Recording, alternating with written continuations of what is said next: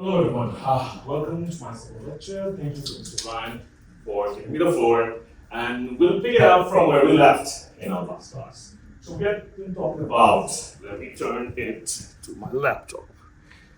So I've been talking about mise en scene, in English that we say, but in French, I'm not good in French, I don't know anything about French, but maybe it's called mise en scène and montage. So that's what we have been discussing in our last class, and a little bit of recap that we'll have today. I don't know why we cannot see the screen.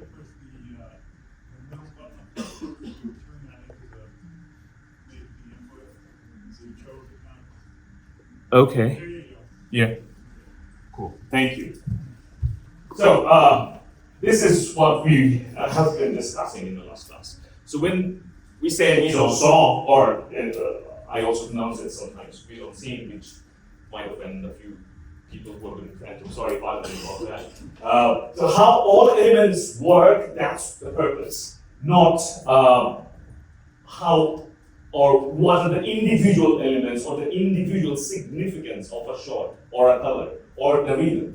That's not the purpose. The purpose is how everything is synced for one particular goal.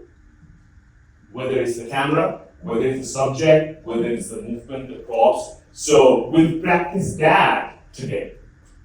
Today I'll show you clips from various films, analyzing these two aspects, and I'm sure many of you might not have watched those films, that's totally fine. I'll explain the socio-political background and the context. Mostly we'll see the technical aspect, let's say the production analysis, how that particular shot or scene was captured. So those things that we are going to discuss today. Also, we ended the last class, didn't completely finish, I would say, about talking about montage. And there are 5 kinds of montage that I'm reminding you every now and then, even last class I said that. So if you look at videos available in Canvas and also here, what are those 5 kinds? What are those different examples of those things? You'll get it there. But briefly, I can just point it out. The reason we need to know, because when you're talking about montage, when you're talking about how 2 shots were assembled, montage means assembly. When we assemble something based on the musical beat, or that's called metric montage. Rhythmic montage, which is the rhythm of the action. For example, the Joker shot, the spinning shot that we saw in the last class, that was cut based on the action. The motion of the character. We also have tonal montage. We'll see an example of it right now. Tonal as in thematic tone. From Forrest Gump, this particular example of tonal montage. So let's see. I'll also talk about the other 2 kinds. There are 5 kinds, I said, about montage. Let's have a look at this. So these are the 5 kinds. And this is the example of tonal montage from the film Forrest Gump. One example of an older motif can be seen in the 1994 film Forrest Gump, where both artists explaining how different shots are assembled. Let's have a look. Barbecue it, boil it, broil it, bake it, saute it. There's shrimp kebabs, shrimp creole, gumbo, pan fried, deep fried, stir fried. The next shot. Pineapple shrimp, lemon shrimp, coconut shrimp, pepper shrimp, shrimp soup, Another shot. stew, shrimp salad, shrimp and potatoes, shrimp burger, shrimp sandwich. That's about it. So, just a short example of how the same came into 3 different shots and 3 different scenes, and with the same kind of motion. The camera is tracking towards the character. But it's not jarring at all because of the thematic connection. That's also called tonal montage, because the same tone has been maintained in 3 of the shots. Make sense? Yeah? Another is overtonal. What is overtonal? Overtonal is when we mix all of this, what I just have said. When we have metric, when we have rhythmic, and also tonal. So when we mix and blend all this together, that's called overtonal. Sometimes, yes, we do that. Also, we have intellectual montage. I'll show you an example of intellectual montage from the film Parasite, and that's the last slide of yesterday's class. Intellectual. So let me give you a brief overview of what the film Parasite is about. I hope you all know it had won several Academy Awards in 2020. It's a 2019 film, yeah. So the film is about class discrimination, and that has been portrayed in various ways. I would say it's a narrative of, it's kind of an anti-capitalistic narrative, and how, I mean, you can see the title, how the wealthy class in this film that has been portrayed kind of played a role of parasitic upon the working class, and the working class people struggle throughout the film, literally and metaphorically as well, keeping their head above the water. If you have seen the film, there are scenes like that, exactly how their homes are flooded and things like that. So I'll just show you an example how intellectual montage is used in this particular scene for a few seconds. Let's see.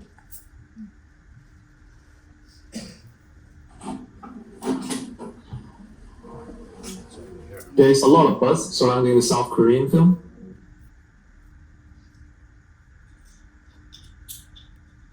If is the line. This line that separates the rich from the poor manifests itself a few times on screen. When the son first sees the lady of the rich family, we have this shot. This line, created by two panels of window glasses, separates the common folks from the rich lady. The poor son and the housekeeper on one side, the lady on the other. Notice when the housekeeper wakes up the lady, how she seems very reluctant to cross this line. The line continues for the next few shots, slicing the screen in half here and here. And when they ascend the stairs, walking into the light again, by the way, the pillar splits them still. Even when they are walking together, the line on the ceiling and the floor separates them. Finally, the son manages to impress the lady, and we have this shot. The camera moves, the sun crosses over. This line would reappear and disappear a few times, depending on whether or not the poor family is accepted into the rich household. So, that was a very good example how particularly Mongeon composed this whole film, where we have this kind of usage of lines, and that's very personal. So that brings us today to this particular topic of auteurism. Before I move into analyzing different films and scenes, I want to talk a little bit about this. So anyone has any idea what is auteur?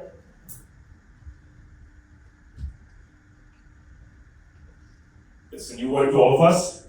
Okay, in film, it's particularly used only for film. So auteurism is authorship. Every author of cinema, they exercise their unique style and makes it a pattern. So let's say Wes Anderson. If you see all the films, or maybe a couple of films, you might see a pattern that belongs to him only. And that's what auteur theory is all about. So you come up with not only a storytelling, but also a unique way of presenting it that only belongs to you. That style of telling the story. So for example, here, Bojo had a different style, and Spike Lee has his own style. So that unique style only belongs to you.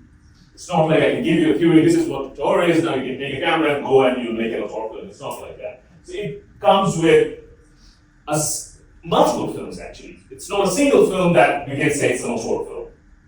Because you have to establish that pattern as well.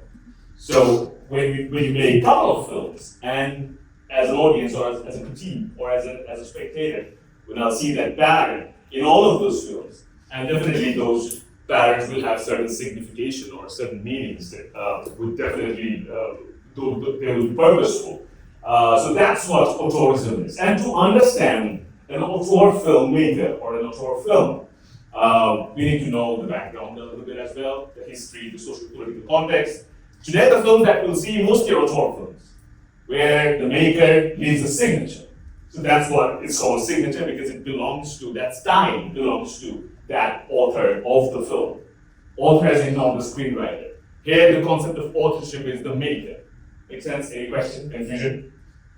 Okay? So, it's beyond the genre, by the way. That's why I wrote the word beyond genre, because we try to label and limit a film to certain genres like horror, comedy, or action, thriller, like sci-fi and all that. But authorism is a different kind of a genre that's beyond all of these genres that I just mentioned, or typically that you know, please. Would movies that are franchises be described in the broad sense as authorism because they, for example, they may be Star Wars that may be more intellectual than action-packed or vice versa? Franchises as in which ones? Huh? Give an example. Well, this is a horrible example because I've never seen Star Wars, but like the Marvel movies, Black Panther isn't the same as Captain America. Okay, so now here, let's say most of the franchise films are corporation films. Right. Yeah. So we don't have there, in those kind of films, the role of authorship. The power belongs to the corporations, who will decide the market, the audience, the content, and the timings of those, the issues that will be brought into light in those kind of films. So I won't say, and even many critics won't say those films as auteur, because the authorship is kind of absent there. And that's why you could see similarities in those kind of contents. As if you pick 10 films of this kind of big franchise corporations, you'd see the pattern is similar, even though it is directed by different persons. That means it's actually, we have a talk on this today. Particularly when we talk about certain films, I'll talk about Plato's concept of allegory of cave, how media manipulates us through false consciousness and all that. And you already have a pretty good idea about it because of the last few lectures by Professor Brian. So I hope that answered your question. Yeah? So beyond genre, what I'm saying, it means let's not label our content of cinematic or auteur content with that certain level of genre like that we typically know, because we will see lots of mishmash of the genre. It has been done a lot. I mean, it's not like only sci-fi. It might have other elements as well within it. Or even a horror film might go beyond being a horror content only. So we can analyze the filmmakers. When we see a film, I personally, why I do that, I'll tell you. That's what we're going to do today. How I see and what I see, I'll just share that with you, that experience. I also read the director's interview and the cultural context, if it's a global cinema. The socio-political scenario, the history of that time when the film was made, and also the time that we see in the film. Okay? So all these things, when we see them, we might draw a pattern. So let's get into the topic today. That's the first thing. It's a film called Roma.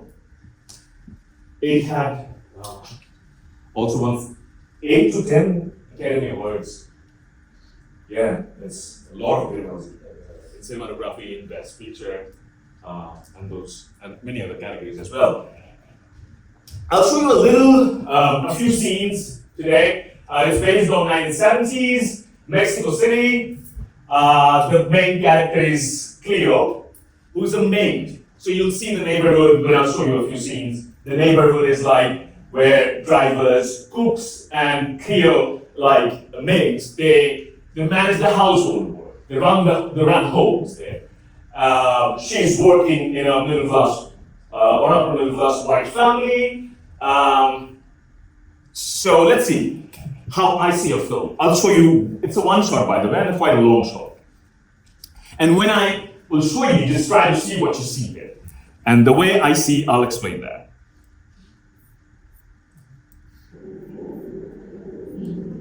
This is a cell character and it's her boyfriend. So they're watching a film.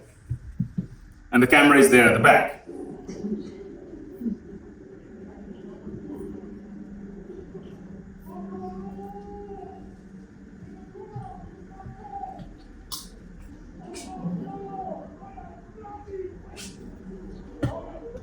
Shallow focus, because the background is blurred, character in focus, if you remember from the last class.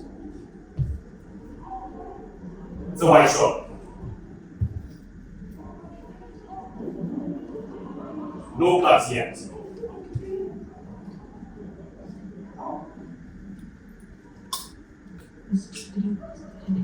So important information, she just shared she's pregnant to her boyfriend.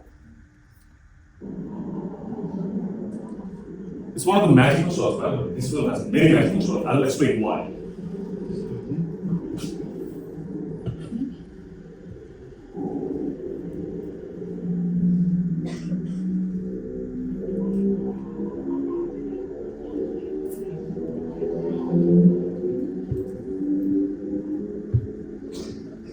The director's name is Alfonso Cuarón. I might mispronounce that, pardon me.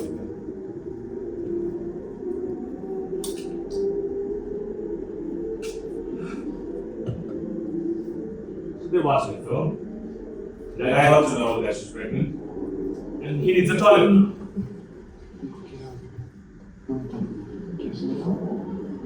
And he's saying, "What's ice cream?" And he left.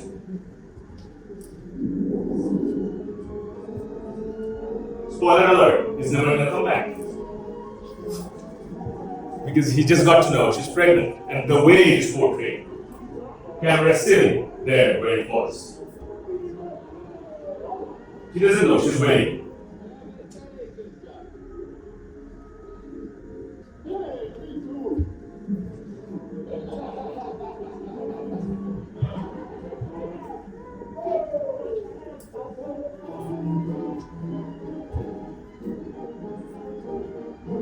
I'll cut it when the end title will be there.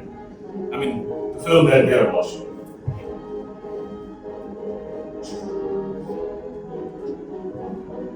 The reason it's a beautiful shot, because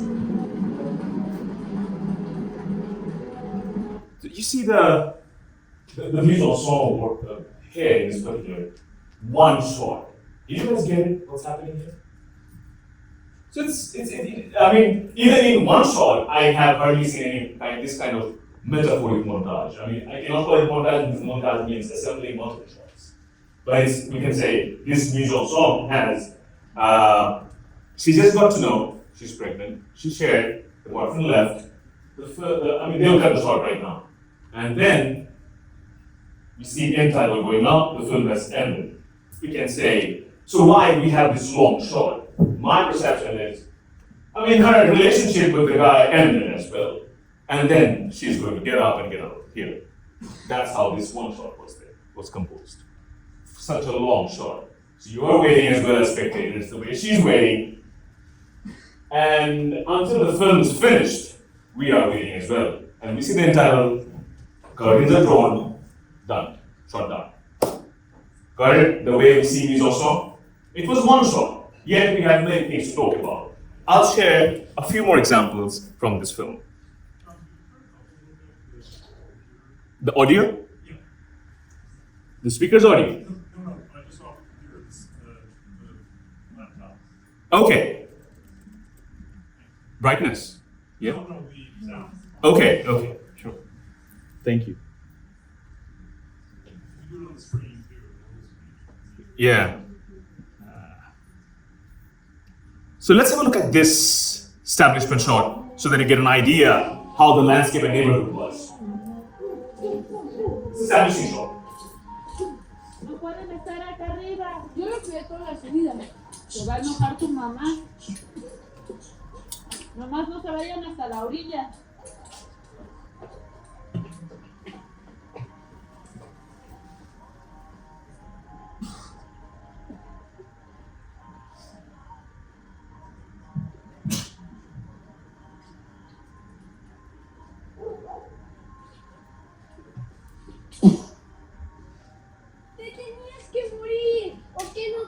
This is where she was. The reason I'm showing this not to analyze every shot, just to give you an idea of the neighborhood.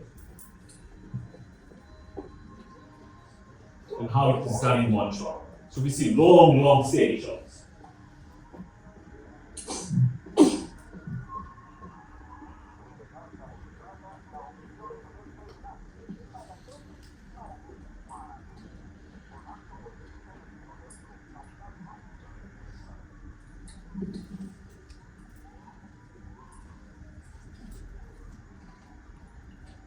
¿qué tienes?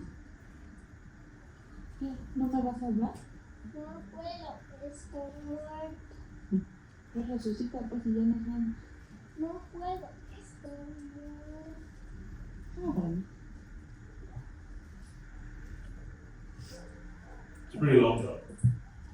Long as in duration. Gracias. Gracias. Gracias.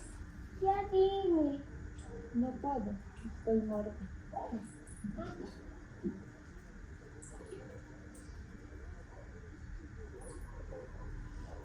Oye, eso está muerta.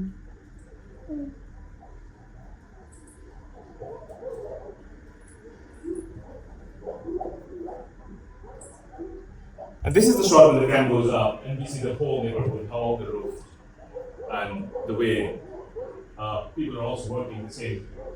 So it's kind of like, let's say, the whole film is based on this micro to macro level. Like micro as in an individual's journey, you can see this person who's working here. Macro as in the social life, the government's role, the political life, like a plane in the sky. The plane is the micro, and the sky is the macro. So this is how this whole film is set. So let's say from this individual person's life, we get to know the whole socio-political aspects as well. Make sense what I'm saying? And the last metaphor of this micro to macro exactly literally was shown in the end title. Definitely intentional, not like just not just they wanted to show this for some other reason. Let's see. Yeah. You see an exact representation of this kind of aspect, like micro to macro level. So we'll literally see a plane in the sky, right? And that's the purpose. The whole film is set around that particular character who has had a boyfriend, and then she works somewhere. And it's not about only her journey. It is connected to the whole socio-political scenario as well. So when we see the whole film, we can connect all these dots. The way an individual's life, daily life, which is actually boring. Everyone's daily life might be monotonous, but the way it is portrayed, and that monotony has been, I would say there are several montages in this film you can see since the beginning. For example, the way water flows, the way we can perceive or sense the wind, the same way this character, Cleo, daily life journey we can perceive in this film. So that's the pattern and style of Alfonso Cuarón in this particular film. And we see several water montage as well, the way water flows. Any questions so far? Any confusion? We'll see a couple of more different style of films. And also, I'll show you how you write an analysis. Some examples of reason analysis. That is in your canvas, by the way. So the next film is Timbuktu. If you know, anyone had heard about the film Timbuktu? No? It was nominated for Oscar, and most interestingly, the director, Abdurrahman Sissako, was at IU as well in 2016, right? It was screened in 2015. This is from IU site, by the way. So the director was here, and the film was screened. That's the one I picked. I'll show you a very simple scene here, and we'll talk about shots that of that particular scene that we'll see now. We'll just see which shots are used, and we're gonna keep in mind which shots are not used but we were typically expecting. Or are we expecting any particular shots or not? And why it is portrayed in that way. So let's see, this is 17 minutes.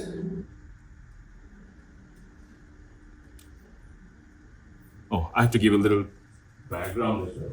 So it's city, Malian, and Timbuktu. It's a name of place where there are innocent people as well as jihadists, that is called here, who occupies the area. They seized it, they captured it, they started staying over there, and those are the people. Okay, that's the background. If you don't know the word jihadi, so let's say extremist, Islamic extremist group.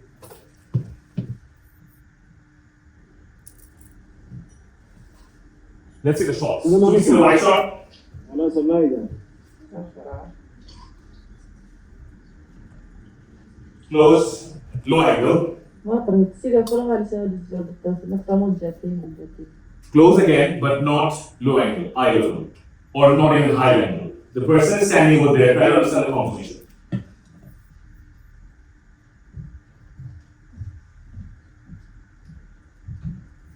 So the camera is in front of it. I mean, we have a long wide shot. The characters are coming, they are in high and it's in low position. That's the composition. And the camera maintains this axis. Now let's see.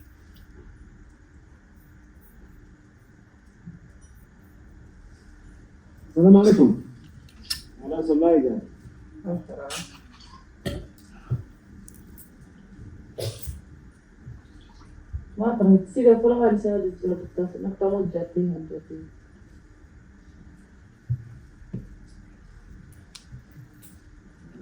الشدار تستنى عليه مش راجلها وتجي شوف هي دمرة مزوجة دمرة مزوجة. She's a married woman. And he always visits when husband is not around. That's what she said. إنها مسلسلة غفلة ما دي يرسل. أنا صوري كده راس من الناس اللي تجري تمام أنا طاطي غير بس جبت.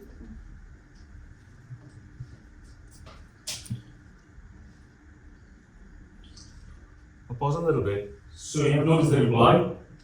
The girl, the power dynamic in this whole film has been decentralized. What do I mean by decentralized? So the typical power that you saw in the beginning, the person who is in power came, right? He has a gun, he has a person, he has a car, parked in, came to the lady, and started flirting, and also started giving, preaching, girls to cover her head and all that kind of stuff.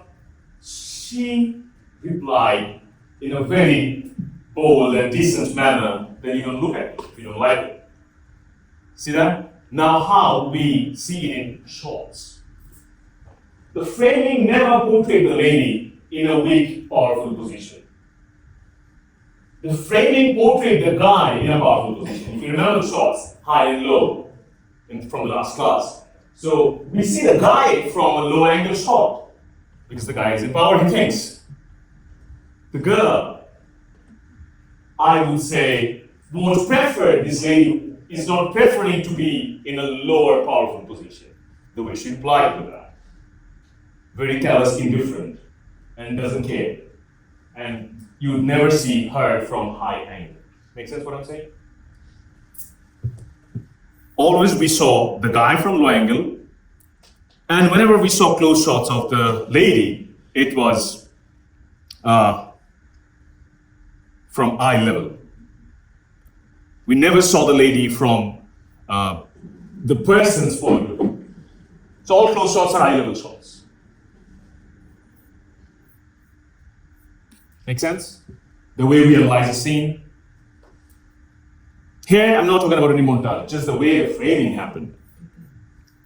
The next is one of my favorite. So there was a workshop recently where we all were asked, before I play, just giving a little background of it, how I like it. I was asked, name 2 films that you might take with you if you're stuck in an island forever.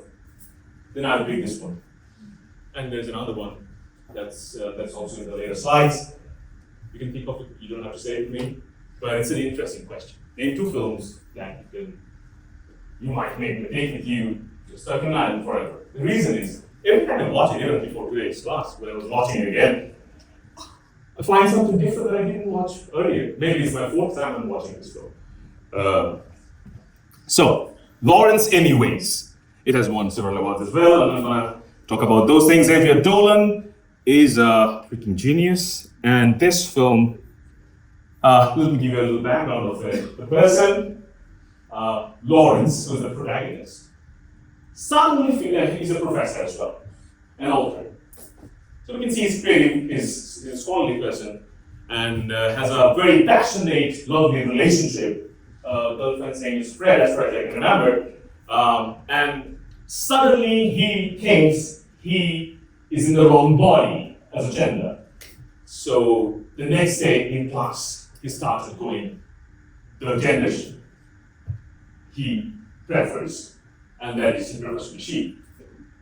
And that's how the films, I would say, set sail towards a different conflicting dynamics, conflict with parents, conflict with in class with students, and most importantly, the love relationship between Lawrence and Fred. So how the girlfriend is going to take it now.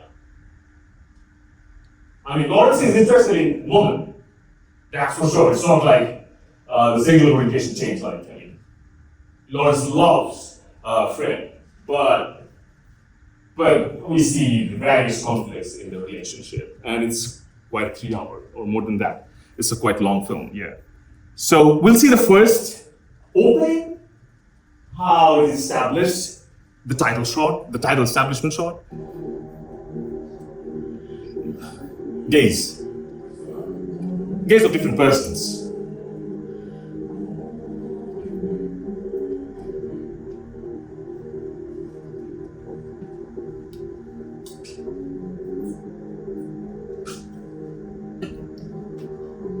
This is when Lawrence started going out as a woman.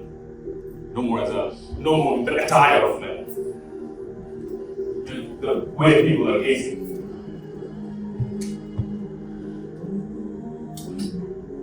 She started changing emotions as well, and the way camera moves abrupt.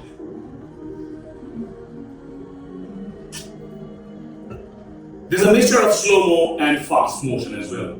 The earlier shots you saw abrupt motion to the face. Now we see slow motions. We haven't seen Lawrence yet.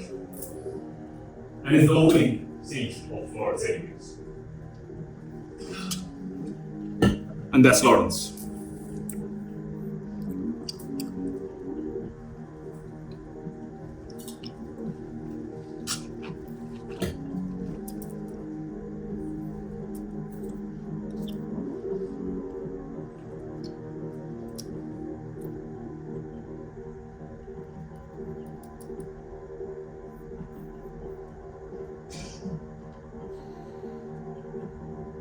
Yeah, that's all. Now we'll move to one particular scene. And I'll ask you a question. What do you see in that particular scene? Whatever you see. And I'll tell you what I see. It's kind of musical as well. Lots of music has been used. Xavier Dolan is kind of like, in an interview, Xavier said, I want to make it like Titanic one. That's what Xavier exactly quoted. So this scene I wanted to show you. Let's see.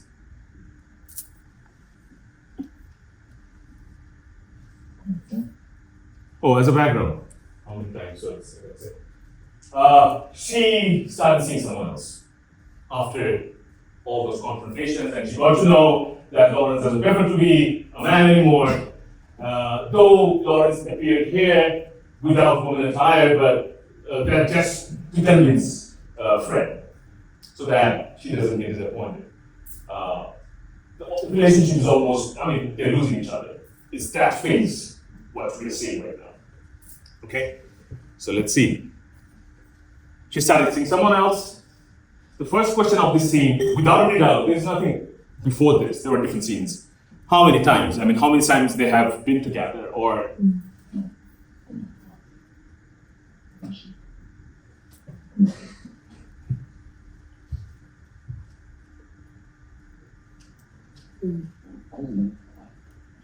so it has been a month she's dating someone else.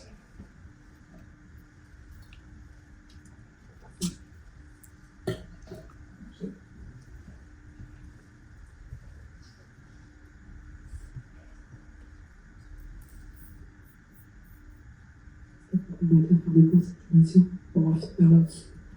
Je comprends ce truc là.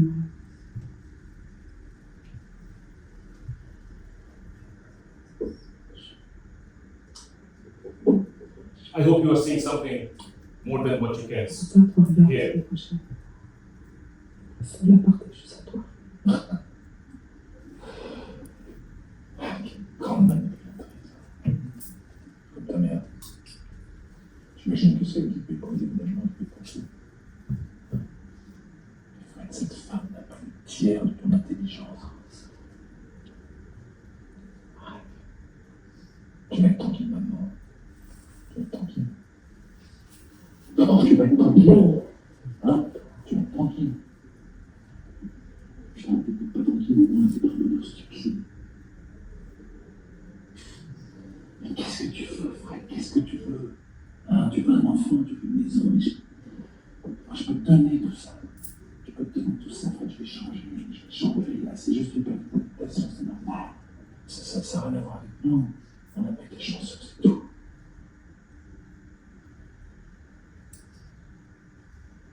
Pourquoi comme ça, par contre? Pourquoi ça fait ça, là? Pourquoi t'es pas venu normal? Pourquoi t'es pas venu en retard? Pour te plaire, Jim.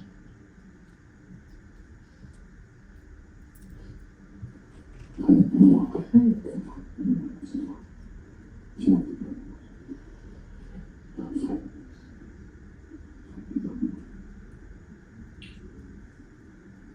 Réponds-moi.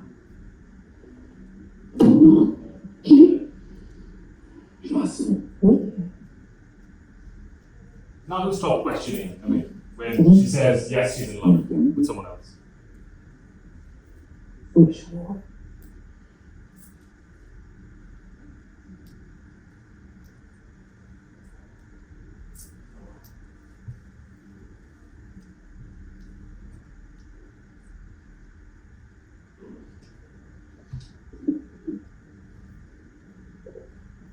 Ziva is a bit surrealist as well, so you'll see kind of weird stuff.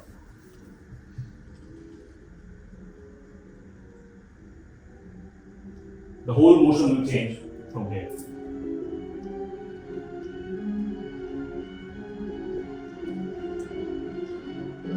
L'addition, s'il vous plaît. S'il vous plaît, l'addition. L'addition, s'il vous plaît. Mademoiselle, l'addition, s'il vous plaît. S'il vous plaît, l'addition. S'il vous plaît.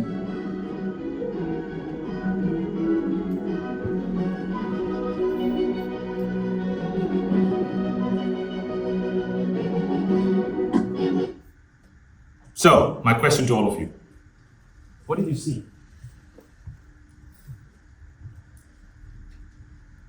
We got the numbers. We got the plot, we got the scene. Anything particular that you want to share, please? Go ahead. Brilliant. Very good. We can see only half of the characters. Have you all noticed? Until the 180 degree is crossed. Have you seen when 180 degree was crossed? When we got to know she's in love.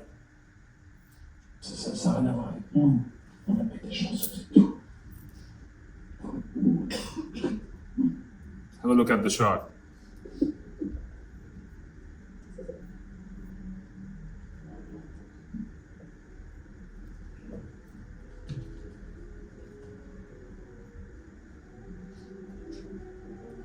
Now, crossing the axis. Until then, we never had a shot from this side. Before this particular moment, the camera was always on this side. Another important thing, I don't know if anyone noticed or not. What did you see here? Putain, t'es pas tranquille, au moins, elle est pas mal stupide. Anything particular you want to say? There's someone between them, which is intentionally evident here. The relationship is going to end, and there is someone between them. Make sense what I'm saying? Yeah? So that's how we notice stuff. And after that, the surreal part has a different level and motion when that he plays around all this film. We suddenly saw slow motion, check please, 2 times and all that. So it's kind of, if you see the whole film, I hope you like it. It's a beautiful film, and because the tempo is very different. It's you'd see all kinds of montages. So there are metric, there are rhythmic, and also the scene before it started becoming surreal. We see a very realistic dialogue setting, the way naturally people talk.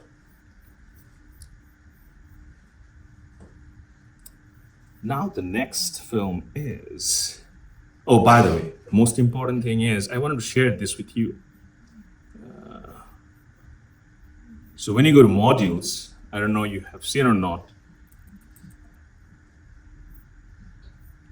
So here, when you click readings, this Thursday, before I move to the next film, I just wanted to share.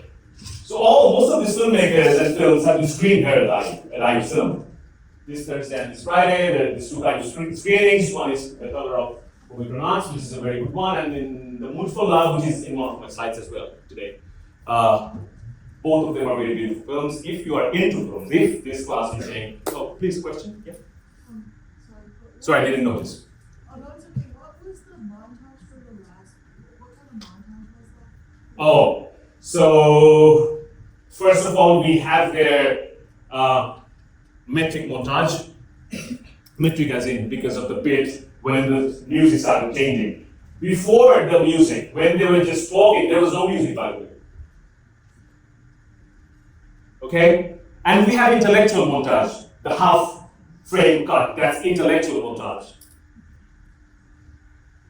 And when we have cuts on check please, I would say that's action continuity. When you see action continuity, that's called rhythmic montage. Did I answer you? Yes. Yeah? Thank you so much. Pleasure. So when we talk about intellectual montage, that is not necessarily always short-based. That could be anything. So you got to figure it out how the director composed the whole thing. For example, as you said rightly, I mean, this particular scene was framed half and half. We see only half of one character and half of another character until she said, I'm in love with someone else. Okay? So, as I was saying, any more questions from the earlier one? Lawrence, anyways. Cool. I have a few PDFs here as well, how film analyses are written. For example, there's an article on Timbuktu, the film that we just sequence we just have seen. That's published by Black Camera Journal, which is IU's journal, by the way, Black Center, Black Film Center. And we have. Spanish will tag you which. If you, I'm not going to play right now. I just talked about it. But the master of montage is Sergei Eisenstein, and the famous film is Battleship Potemkin. It's in the 1920s. If you watch it, it's a video essay where we see exact detailed examples, different kinds of examples of montage. What is actually tonal montage in this film? What is actually metric montage in that film? Gotcha? So that's that. Also, we have here sequence analysis. You can see how analysis is written, explaining montage in that particular film, Battleship Potemkin. So it's all available in Canvas. Just showing it to you so that you don't miss it, because I'll be grading you, so please be kind to your writing. Kind as in better, so that I become happy while reading your stuff for the next assignment, which is on film review. Also, I shared a few other stuff, like from other films. Northwestern talked about cinematography, about either. It is the next one that we'll have in the next slide. Anyway, let's get back. The reason of sharing this is because people often miss what is also there to help you out.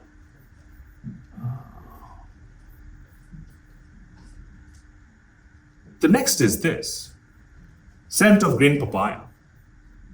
So let me talk a little bit about this film first. Vietnamese film.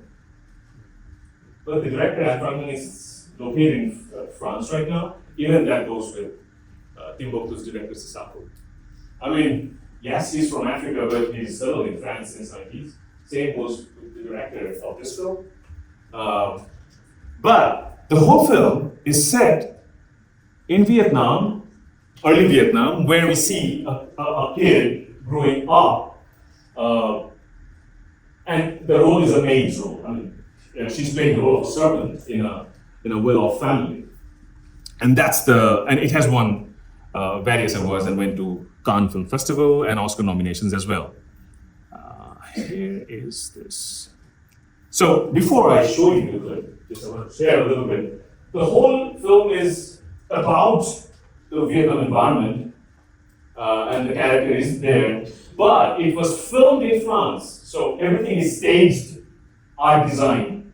The whole structure that you see, it's about Vietnam, but filmed in France because it was not possible, according to an interview, where the director said that it's not possible to shoot the same thing in Vietnam because of various other socio-political reasons.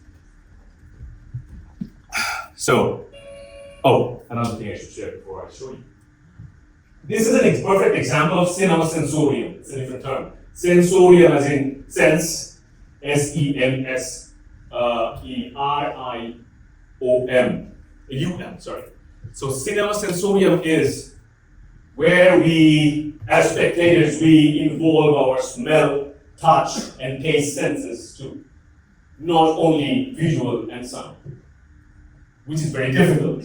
And there are a couple of other examples of cinema sensorium where filmmakers attempt this kind of cinematography and this kind of portrayal where audience will not only see and hear, but also can taste it, can smell it, what's happening there, which is difficult because of the medium, right?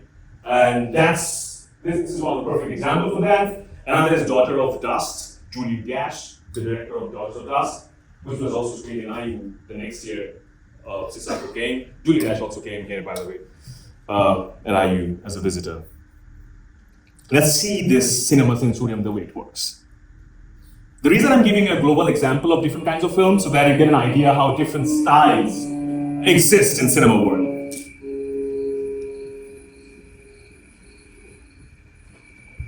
It's a very poetic film, by the way. And it's a love romantic film.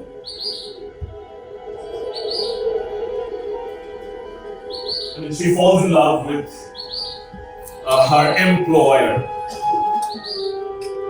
when she grows up. Now she's a kid.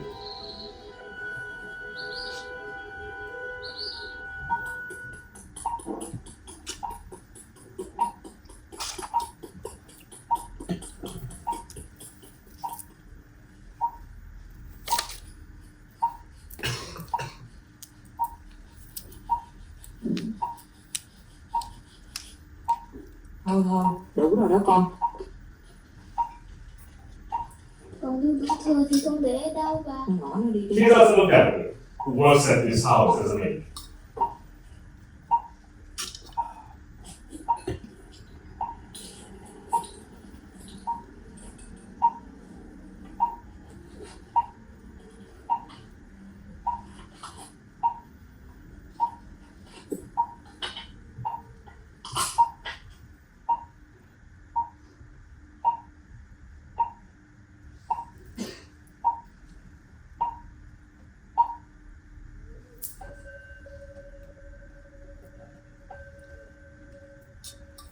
Thôi, Vương có mâm rồi lên đi.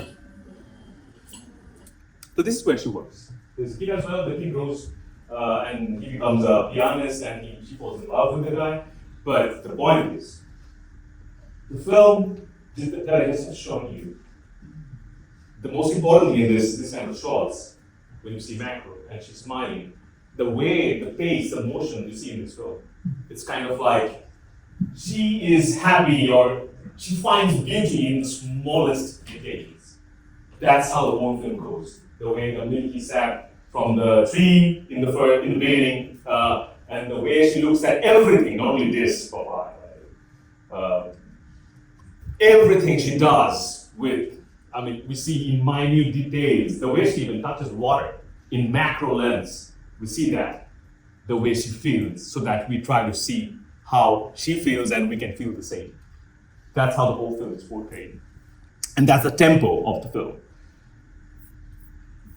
So when we talk about this kind of films, we talk about this cinema sensorium approach. That's how the shots are composed. So when you know a little bit of the background, as well as the social context, then you can connect more why we see a macro shot, why we see that tempo or that motion in all the shots. Make sense? Any question so far? Good to go? The next is another film that I was just saying that I can take with me if I'm studying an island. After Lawrence anyways, Ida. It's a Polish film. It won Academy Awards. And most interestingly is it's called The Masterpiece of Cinematography. It's about cinematography. There's an interesting story. So the cinematographer was originally assigned before the shooting, fall sick, and suddenly the director had to shift and brought someone new, and the film made Oscar. So it's a brilliant cinematographic film. It's known for its different style of compositions. I'll tell you about the background of it. So we have Ida, the character, lost her parents before the war, Second World War. That's the setting, and she's a Jewish background. She has a Jewish background, but she doesn't know that. She's going to take her vow as a nun soon, and that's when the film starts. And she gets to know through a distant aunt named Wanda that she has a Jewish background. She got to know there's someone with a nun from the family. And she travels to meet her aunt. And then she saw her aunt, who is totally different than this character. Her aunt is the leader of the Communist Party. So very liberal and progressive. And I would say, you'd see she has many partners, she smokes and drinks, very different lifestyle compared to Ida, and who is very restricted, who has very different kind of views about life, right? So when she gets to know she has a Jewish background, she travels to find where her parents could be, their grave, where they died, they're no more. So that journey changed a lot of things about Ida. And when she comes back from the journey, she's about to take her vows. So that's the context. So we see the film within this time frame. She's about to take her vows, but she doesn't. She travels to know about her past. So always we see a kind of longing to know the past and how it is visually portrayed. That's what we're going to see now. One particular scene that I was thinking to show you guys is... Let's see a few compositions in the beginning, the way the opening started. First of all, it's called a different aspect ratio. You see, it's not 16:9. It's not a widescreen aspect. It's cropped. It's called 4:3.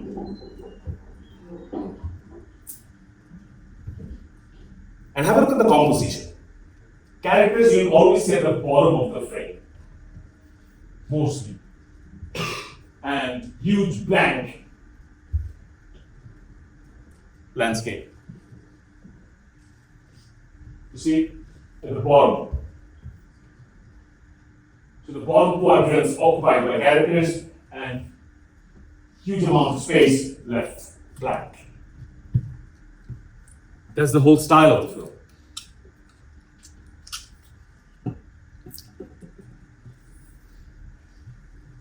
The reason for this kind of framing is camera here plays the role of character, as if a passive observer, an indifferent character. And you'll see it's quite photographic, as if you're seeing an album. When you go to pass, you see your album, your childhood album photos, kind of like that. That's how it is portrayed.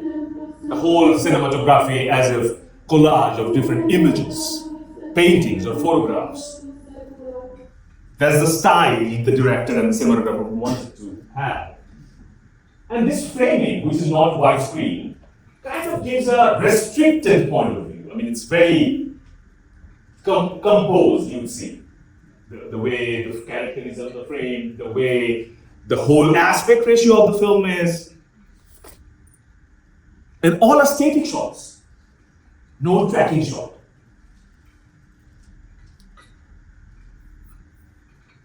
Let me take it here.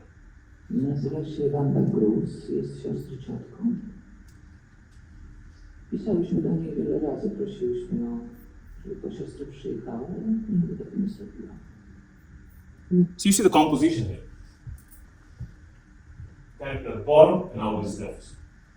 The rest of the space left blank. And when she's about to take her vows, by the way, within this journey, she falls in love with someone as well, whereas she's going to be a nun. So lots of things change within this journey. Let me show you this. Her aunt dies, by the way. And after the death of her aunt, she transforms into someone else totally. So in the beginning, we saw her as a nun. Now have a look at this particular sequence. So there's a huge transformation, right?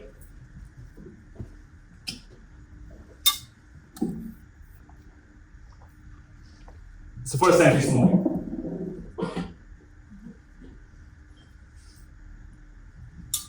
And you see the framing? It's always steady like that. Very different and distinct, the way the character is framed.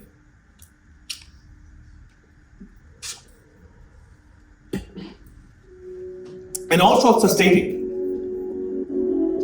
No follow shot, no motion shot.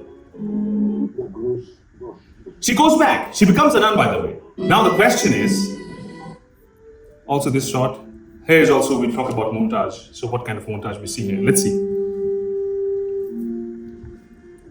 So we got it. Right? She's dancing, the person she likes. She's not going to marry her. She's going to be a nun. But she fell in love with her. But the question is, why do we see this close shot? What do we see here except the two characters? Only a little portion of their feet and shoes, mostly blank, like chessboard, black and white. Anything? Please? Something I really spoke about it is that now people are actually, the focus is at the top of the screen instead of the bottom. Very good. We always saw them at the bottom, but now we see at the top. And why there's black and white checkboxes? And why this focus? Focus as in, we saw them in the long shot. Why we need a close shot of the floor?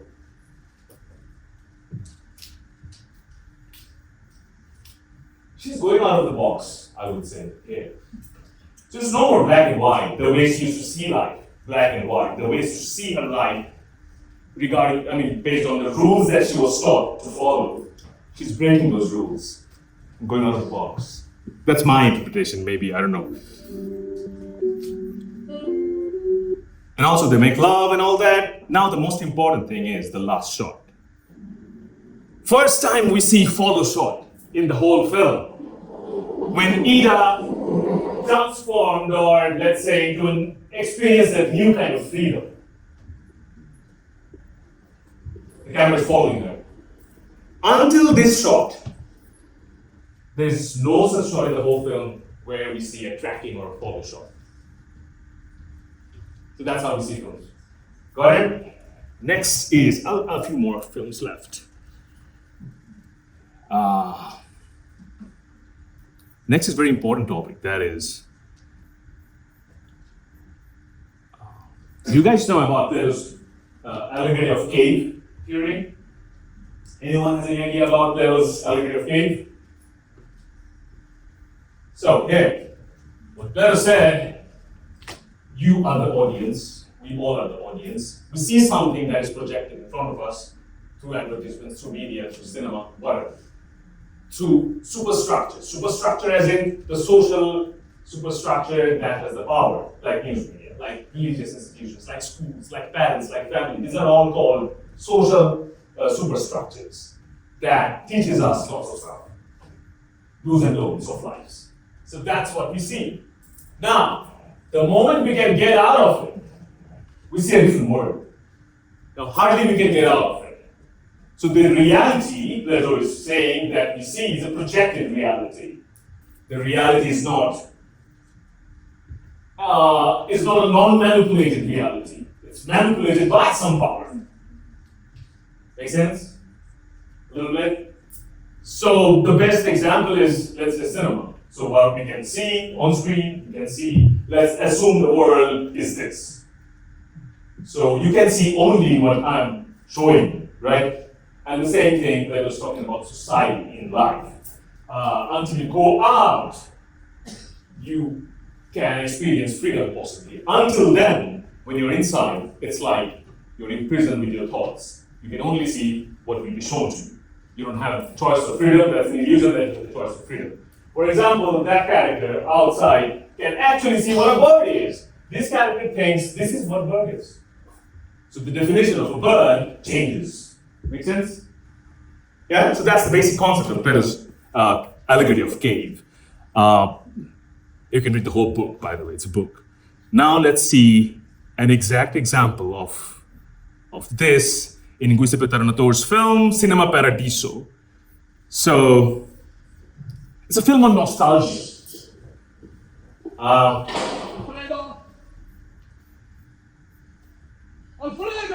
Alfredo is the kind of, let's say, the philosopher. Who he works in. It's a cinema here in Rome. And the father we see here plays a little censorship. Cinema that will be shown in this theater, things that he cannot show. So he will cut it out, or he will give the command to cut those things out. And Alfredo will cut them out.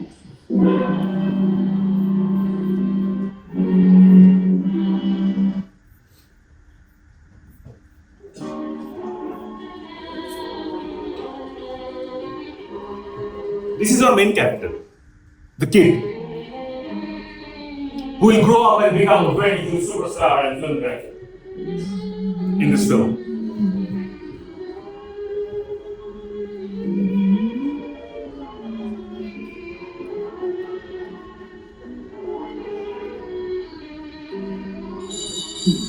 So that's his symbol. You got it? I'm not sure you won't see, but you got it? I mean, whenever he sees something that he doesn't like and he doesn't want the people to see, he will edit that. He will ring the bell, and Alfredo will cut it out. Now, all these cut shots, this kid cherishes. He grew up here as an orphan. Alfredo kind of his mentor, his parents, and later on, he becomes a superstar filmmaker. His name is Salvatore. So Salvatore's childhood to adolescence. So let's see, this is the main character I was talking about. And the sequence is 242.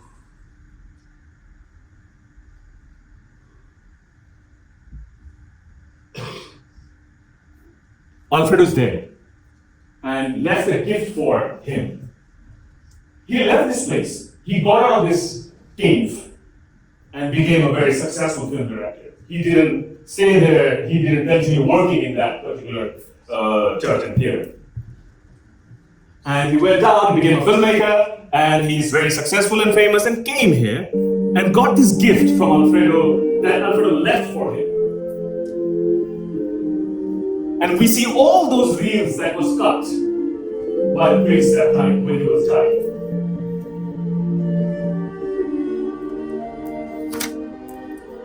So you can say nostalgia with purpose, the way the scenes repeated.